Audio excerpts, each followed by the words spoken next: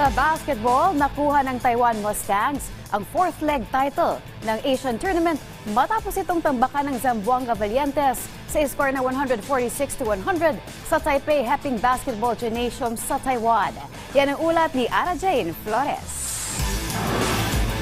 Nasungkit ng Taiwan Mustangs ang titulo ng fourth leg ng The Asian Tournament nitong Huwebes ng gabi matapos nitong tambakan ng Zamboanga Valientes sa score na 146-100 sa Taipei Heping Basketball Gymnasium sa Taiwan. Pinangunahan ni two-time NBA champion Quinn Cook ang panalo ng Mustangs matapos nitong magpakawala ng 40 points at 10 rebounds. Sa isang eksklusibong panayam ng PTV Sports, hindi maitago ni head coach Chris Gavina ang kanyang tuwa sa kanilang matagumpay na kampanya.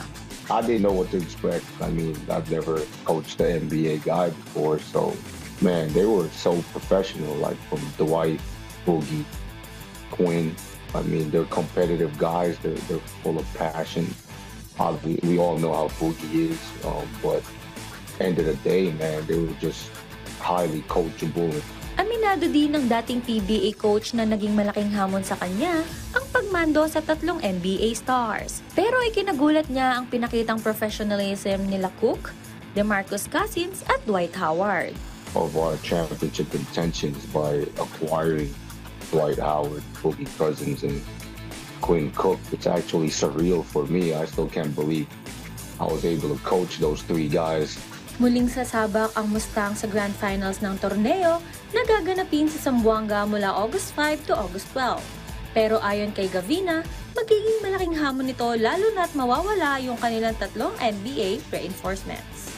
As far as I know, I know Quinn has already left last night to go to his next playing destination, and I think Boogie and Dwight fly out this morning.